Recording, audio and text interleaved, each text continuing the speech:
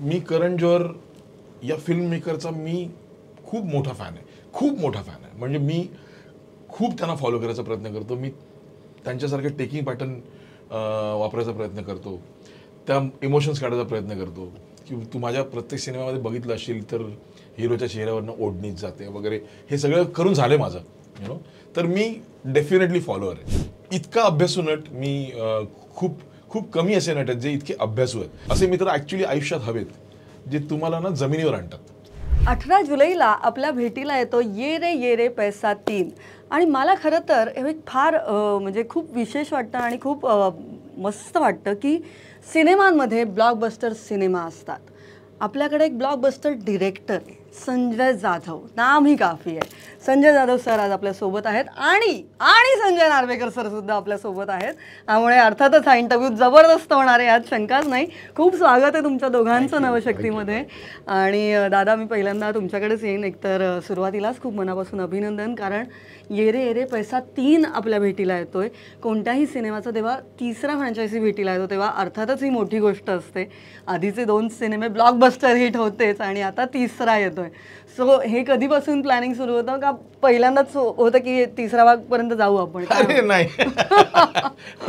Cinema बनवताना असं कधी विचारही नाही केला पाहिजे की आता तिसऱ्या भागात वगैरे, ते सगळं नाही. पण ये रे पैसा हा जो प्रवास आहे या सगळ्या कॅरेक्टर्स बरोबरचा आणि या सगळ्या गोष्टीचा, या जॉनराचा, हा खूप इंटरेस्टिंग आहे. आणि त्याचा जर तिसरा भाग येतोय याचा अर्थ हा आहे की लोकांना पहिला भाग आवडला होता, ती कॅरेक्टर्स आवडली होती आणि म्हणून दुसरा भाग झाला. आणि त्याच्यानंतर आता तिसराही येतोय. ही कॅरेक्टर्स आवडत आहेत लोकांना. म्हणजे ज्यावेळी आम्ही टीझर लॉन्च केला ये रे पैसा 3चा, त्यावेळी इतक्या सुंदर सुंदर रिॲक्शन झाले. आणि मला गंमत काय वाटते ना, की त्या ये रे पैसामधले डायलॉग्स लोकांनी कमेंट्समध्ये टाकले होते की हा पण डायलॉग असेल ना, तो पण डायलॉग असेल ना. मग ते इवन बॅकग्राऊंड म्युझिकचे रिमाइंडर्स, अण्णा है जवान क्यों करता वो व्यायाम, हे आहे ना असं विचारलं लोकांनी. आय थिंक ह्याच्यापेक्षा वेगळं काय पाहिजे ना आपल्याला. नक्कीच. म्हणजे ती पात्र खूप जवळची झाली, सनी, बबली, आदित्य आणि अण्णा. आणि अण्णा की गोली तर म्हणजे ऐकलं तेव्हाच म्हणजे मी फुटले. आणि क्या बात आहे अण्णा, युअर बॅक. सो कसं वाटतंय की आता जेव्हा दादानी तो फोन केला की आता तिसरा पार्ट पण आपल्याला करायचा आहे, तेव्हा ती पहिली रिॲक्शन काय होती? नाही, एक तर आनंद होतोच की लोकांना आपला सिनेमा आवडतोय, ते अजून आपल्याकडून काही मागतायत, तेव्हा एक आनंद तर होतोच. आणि एक जबाबदारी पण येते की आता हे 2 आवडलेत, मग तिसरा अजून त्याच्यापेक्षा वर करायचं आहे, त्याच्यापेक्षा अजून चांगलं काहीतरी द्यायचं आहे. म्हणजे आधीच्या सिनेमात जे जसं होतं ते तर आवडतंय. म्हणजे अण्णा दिसतो तुम्हाला दादा वगैरे हे, पण त्याचीच दरवेळेला फजिती होती आणि तो कसा अडकतोय तेच लोकांना आवडतंय. पण ते आता कसं परत अजून 3मध्ये आणून ते अजून किती इंटरेस्टिंग बनवायचं, ही एक जबाबदारी येते. खरं सांगायचं ना तर संजयने हे कुटुंब बनवलंय त्याचं. आम्ही दोघं नवरा बायको आणि आमची ही 3 मुलं, आणि ते असं म्हणजे हा तसं झालंय. कधी कधी तो बाप होतो, कधीतरी मी बाप म्हणून ओरडतो, कधी आईसारखी माया देतो, कधी तो बाप म्हणून ओरडतो आणि आईसारखी, असं भूमिका. पण त्यांनी ते कुटुंब बनवलं आणि ते आता ते कुटुंब आवडतंय लोकांना. तर ते खूप हे मला खूप आवडलं. पण प्लेइंग अण्णा अगेन हे तुम्हाला म्हणजे मजाच येत असेल ना? मजा पण येते आणि चॅलेंजिंग पण वाटतं. जसं मी आता म्हणालो की हे 2 केलेलं आहे, हे लोकांना आवडलेलं आहे, आता काय करायला पाहिजे. सगळीच पात्र संजय दादा एवढी भारी आहेत की ती पात्र रिव्हिजिट करण्याचा एक आनंद वेगळा असेल, प्रेक्षकांना आहेच आहे, पण तुम्हालाही स्वतःला तो अण्णा पुन्हा साकारणं, हा पुन्हा तेच मी म्हणतो की पुन्हा साकारणं गंमत येते, पण एक टेन्शन पण येतं. आईला आता अजून काहीतरी नवीन करायला पाहिजे रे तुला, तर ते लोकांना आवडेल, तर तू लोकांपर्यंत पोहोचशील. तर आणि त्याची गंमत पण येते, त्या नवीन शोधण्याच्या मार्गाची गंमत येते की आईला असं करूया, चला असं करूया. आणि नो डाऊट त्याच्यात संजयचा आणि लेखकाचा पण फायदा होतो, म्हणजे उपयोग होतोच मला, पण त्या प्रोसेसला गंमत येते. वा. आणि दादा, मला एक विचारायचं की हे मल्टीस्टाररचं फॅसिनेशन काय आहे? म्हणजे हे अनेक सिनेमांमध्ये आहे तुमच्या, बीट दुनियादारी, बीट फक्त लढ म्हणा, beat checkmate, like many films, की ते तुम्हाला आवडतं का? असं म्हणजे तुम्ही स्वतःही असे कुटुंब घेऊनच सोबत जाणारे आहात आणि तुम्ही इतकी माणसं जोडलीत की ती कायम तुमच्याबरोबर नेहमीच असतात. पण हे काय आहे की सगळे पाहिजेत, खूप जण पाहिजेत. मी नशीबवान आहे, बाकी काय बाकी काय सांगणार मी. कारण नॉर्मली सिनेमामध्ये कसं होतं की आता फॉर एक्झाम्पल ये रे रे पैसाचं आपण उदाहरण घेऊया. तर ये रे रे पैसामध्ये मी कोणालाही जर विचारलं, रादर मी नाही पण कोणत्या डिरेक्टरने जर विचारलं कोणत्याही ॲक्टरला की हा अमुक अमुक रोल आहे, तर मग तो ॲक्टर त्यांना विचारणार की मग मला नरेशन कधी मिळेल, मग कॅरेक्टरचं काय आहे, मग माझ्या कॅरेक्टरचं काय होईल. बाय गॉड्स ग्रेस माझे सगळे इतके जवळचे मित्र आहेत की हे कधीच विचारतच नाहीत, यु नो. त्यामुळे मी हा विचार करू शकतो की रोल मोठा आहे छोटा आहे, म्हणजे इररिस्पेक्टिव्ह, इट इज नॉट अबाउट ये रे रे पैसा, it is about any film. आता फॉर एक्झाम्पल अगदी साधं उदाहरण द्यायचं तर खारी बिस्किट सारखा सिनेमा. खारी बिस्किट या सिनेमामध्ये एक इन्स्पेक्टरचं पात्र आहे जे मी संजयला फोन केला की संजय एक रोल आहे प्लीज कर ना. तर दुसऱ्या दिवशी त्या सेटवर संजय वेगळी मिशी लावून आला, असा करू मी, त्याने मला कॅरेक्टर नाही विचारलं, यु नो. सो मला असं वाटतं मी नशीबवान आहे की छोट्या छोट्या रोलसाठी पण मी विचार करू शकतो आणि ते एक्झिक्यूट होऊ शकतं बिकॉज हे माझे खूप चांगले मित्र आहेत आणि मी नशीबवान आहे, एवढंच म्हणेन मी. आणि सनी बबली आदित्य हे सुद्धा पुन्हा येणार आहेत आमच्या भेटीला. आता ते काय धमाल करणार आहेत, काय आहे ते 5 करोडचं राज काय आहे? नाही 5 करोड का राज ते जर बघायचं असेल तर मग डेफिनेटली सिनेमा बघायला लागेल. खूप टिपिकल उत्तर आहे ना.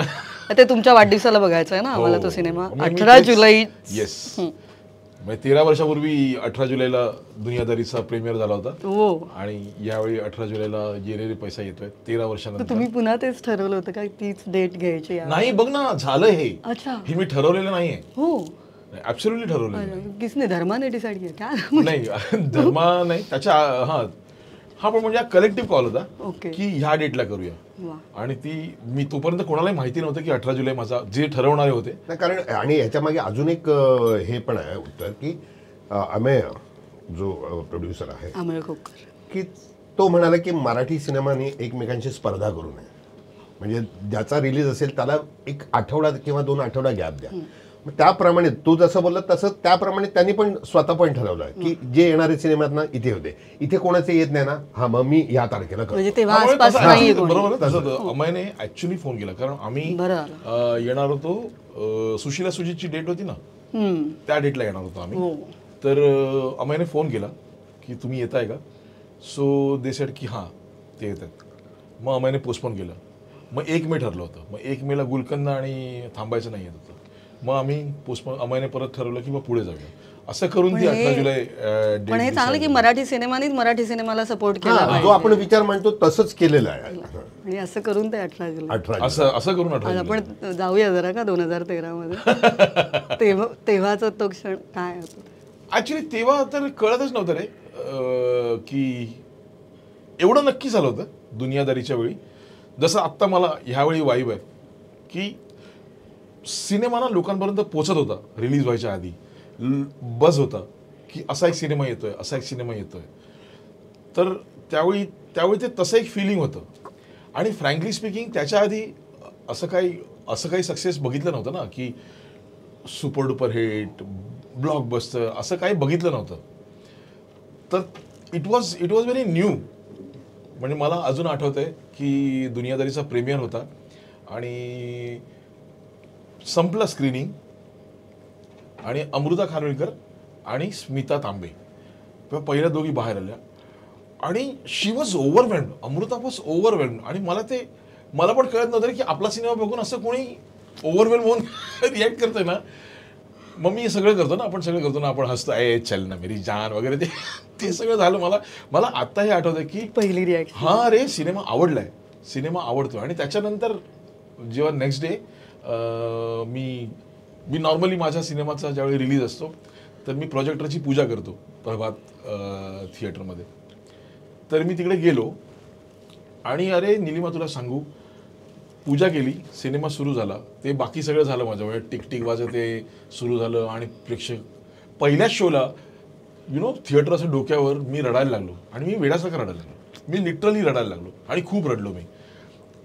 पण तो शो संपला ना तर मी हे बघितलंय की तो शो संपला, प्रभातमधनं असे लोक बाहेर पडले आणि तिकीट विंडोवर गेले, तिकीट काढले आणि परत आतमध्ये गेले. That was the moment for me की आईला असं काहीतरी होतंय आपल्या आयुष्यात. It was a surreal. मलाही अगदी आठवतंय दादा. मी पण आज एक वाक्य नक्कीच शेअर करीन की जेव्हा आम्ही प्रेस शो पाहिला होता, तुम्ही प्रेस शो ठेवला होता दुनियादारीचा, आणि तेव्हा बाहेर आम्ही आलो तेव्हा अंकुश, सई, स्वप्नील सगळे रांगेत उभे होते आणि ते असे थांबले होते की काय आता रिॲक्शन आहे मीडिया. आणि आम्ही असं त्यांना मिठ्या मारल्या आणि खूप म्हणलो अरे काय भारी झालंय, किती छान झालंय. आणि देवर लाईक वाव, म्हणजे आवडलंय असं. सो हा असं सो पण येस ऑफकोर्स. आणि दुनियादारी मेड अ हिस्ट्री आणि अर्थात ती हिस्ट्री पुन्हा पुन्हा होत राहावं यासाठी आम्ही नक्कीच वाट बघतोय. आणि अर्थात बॅक टू अगेन ये रे पैसा 3 जेव्हा धर्मा मूवीजसारखं नाव सुद्धा जोडलं जातं यावेळेला, तर हे कसं जुळून आलं आणि कसं त्याचा उपयोग होणार आहे तुम्हाला? बघ, जुळून कसं आलं हे मला माहिती नाही. माझ्यासाठी गोष्ट काय, परत एक सरियल फिलिंग. कारण मी करण जोहर या फिल्म मेकरचा मी खूप मोठा फॅन आहे. म्हणजे मी खूप त्यांना फॉलो करायचा प्रयत्न करतो. मी त्यांच्यासारखे टेकिंग पॅटर्न वापरायचा प्रयत्न करतो, त्या इमोशन्स काढायचा प्रयत्न करतो. की तू माझ्या प्रत्येक सिनेमामध्ये बघितलं असेल तर हिरोच्या चेहऱ्यावरनं ओढणीच जाते वगैरे, हे सगळं करून झालं माझं, तर मी डेफिनेटली फॉलोअर आहे. आणि ज्यावेळी धर्मा मूवीज आपल्या फिल्मला बॅक करते किंवा करण जोहर आपल्या फिल्मची पोस्ट शेअर करतो त्याची फिल्म म्हणून, तर ही गोष्ट खूप मोठी आहे माझ्यासाठी. मला हे खूप आवडतं. कारण मला असं वाटतं की करण जोहर ही फिल्म मेकिंगची एक वेगळी युनिव्हर्सिटी आहे. त्यांचा ऑडियन्स आहे, त्यांचा फिल्म मेकिंगचा पॅटर्न आहे आणि त्यांना ते आलंय जे मला शिकायला खूप आवडेल, मला असं करायला खूप आवडेल. सो येस, माझ्यासाठी खूप परत देवाचे आभार की असं काहीतरी घडतंय आयुष्यात. त्यांच्यासोबत भेटीचा काही किस्सा आहे? नाही रे, अजून मी भेटलेलो नाही. आणि येईल आता ह्याच्यानंतर येईल. Let's hope for the best. Sanjay, मेरी अगली फिल्म तू बना. आणि दादा, जेव्हा दादांसोबत काम करण्याचा एक नेहमीच खूप अप्रतिम अनुभव असेल आणि आता तुम्ही इतकी वर्ष मित्रसुद्धा आहे, तेवढंच जिगरी डिरेक्टर पण आहे, ग्रेट आहे, तर काय शेअर कराल आज त्यांच्यासोबतचं काम करण्याचं? संजय सोबतचं काम करण्याचा अनुभव हा आनंद देणाराच असतो, म्हणजे सगळ्या फिल्म्सला. पण दुसरं एक as a Sanjay Narvekar actor म्हणून विचारशील तर शिकायला पण खूप मिळतं. म्हणजे तो स्पून फिडिंग करत नाही, तो मांडतो. आपल्याला ते घ्यायचं असतं, कशा प्रकारे घ्यायचं हे आपलं काम आहे. त्यामुळे त्याचा प्रत्येक सिनेमा हा वेगळा असतोच. तो वेगळेपणा काय, तो एक ॲक्टर म्हणून तुला शोधायला पाहिजे आणि त्या प्रोसेसमध्ये जाऊन तो ज्या प्रकारे प्रोसेस मांडतो त्या प्रोसेसमध्ये मोल्ड होऊन ते शिकायला मिळतं. त्यामुळे संजयबरोबर प्रत्येक सिनेमा करताना एकतर तो सिनेमा चांगला होतोच, कारण तो सुपरहिट डिरेक्टर आहे, त्याचे सगळे सिनेमे चाललेले आहेत. तर एक आपला ॲक्टर म्हणून असा फायदा होतो की चला ह्या सिनेमात अजून मला लोकांचं प्रेम मिळणार आहे, अजून लोकांपर्यंत मला पोचायला मिळणार आहे, हा एक आनंद मिळतो. असं एखाद दुसरं असं सांगता येत नाही. खूप प्रकारे शिकता पण येतं, आनंद पण घेता येतो आणि रिॲक्ट पण होता येतं. आणि तुम्ही काय सांगाल संजय नार्वेकरांबद्दल? सिंपल सांगू मी तुला एका वाक्यात. मी आत्ता डबिंग करत होतो संजय बरोबर, तर मी ना बऱ्याच ॲक्टर्सना, माझ्या असिस्टंट्सना मी त्यांना बोलवलं आणि मी त्यांना सांगितलं डबिंग कसं करायचं फिल्मचं हे तुम्हाला शिकायचं असेल ना, ही युनिव्हर्सिटी आहे परत. आणि मी खरं सांगतो, परत त्याच्या तोंडावर बोलायला लागतंय. सवय नाही त्याला, सवय नाही इतकं चांगलं बोलायची. पण म्हणजे इतका अभ्यासू नट मी खूप खूप कमी असे नट आहेत जे इतके अभ्यासू आहेत. आणि हे ना, हे जर तुम्ही त्याला फॉलो कराल, you have to follow him for that की फिल्मचं जेवढं वर्कशॉप होतं, वर्कशॉपमध्ये मी संजय नार्वेकरला पाहिलं आहे, तो त्याच्या स्क्रिप्टवर त्याचे चेंजेस लिहितोच, त्याचे इम्प्रोव्हायझेशन लिहितोच. पण त्याचा सीन तुझ्याबरोबर असेल आणि तू काही इम्प्रोव्हाइज केलंयस तर तो तुझ्या स्क्रिप्टवर पण तुझे इम्प्रोव्हायझेशन लिहून देतो. हे कोण करत नाही. हे संजय नार्वेकरला मी करताना पाहिलंय. डबिंग संजय नार्वेकरला मी खरं सांगतो, मला तर वाटतं संजय डबिंगचे क्लासेस का नाही घेत. He is himself a university, मी बी खरं सांगतो. ऍक्टिंग और एव्हरीथिंग. असं डबिंग मी म्हणजे माझ्या डबिंगला ऍक्च्युली जर नॉर्मली तुला एक म्हणजे याच्या बायकोने मला सांगितलं संजय येणार ना, संजय 1.5 दिवसात डबिंग करणार. संजयने 10 दिवस डबिंग केलं सिनेमाचं. ओके, कारण त्याला त्यातले बारकावे काढायचे होते, यु नो. तर हे बारकावे कसे काढता येतील डबिंगमध्ये आणि डबिंगमध्ये तुमचं कॅरेक्टर कसं चेंज करता येईल, हे संजय नार्वेकडनं खूप शिकण्यासारखं आहे.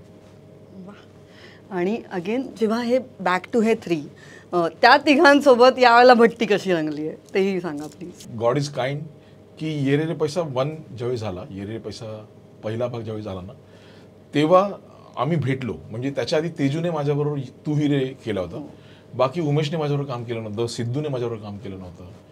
तर माझ्यासाठी ते नवीन होते, त्यांच्यासाठी मी नवीन होतो.